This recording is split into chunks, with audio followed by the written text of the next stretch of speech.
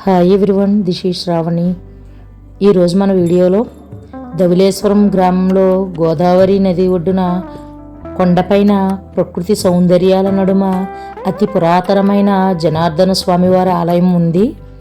ఈ ఆలయం స్థల పురాణం తెలుసుకుంటే పూర్వం నారదుడు బ్రహ్మదేవుడిని ఒక ప్రశ్న అడిగాడు. గౌతమి నదీ తీరంలో మానవునికి ఎటువంటి శ్రమ లేకుండా కోర్కెలు తీర్చే ఏదైనా పుణ్యక్షేత్రం ఉందా అని.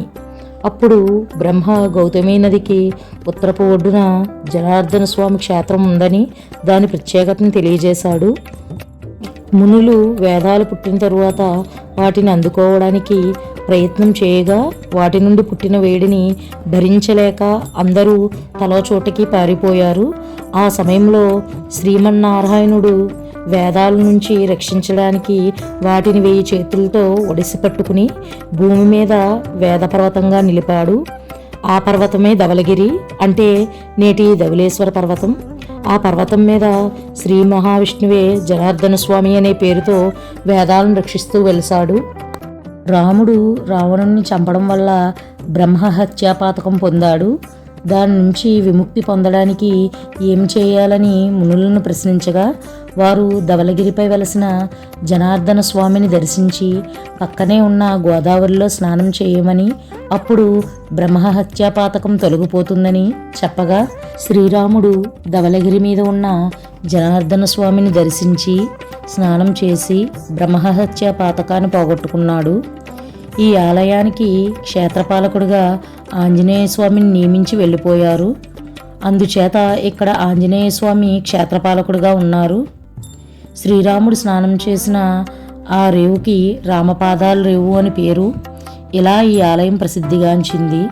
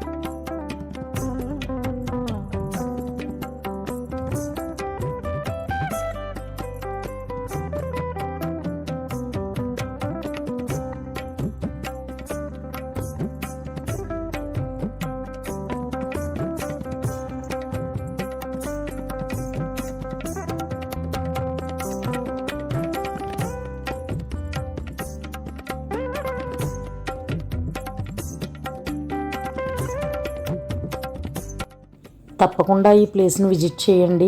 ఎందుకంటే ఈ టెంపుల్ యొక్క అందాలను మాటల్లో చెప్పలేము.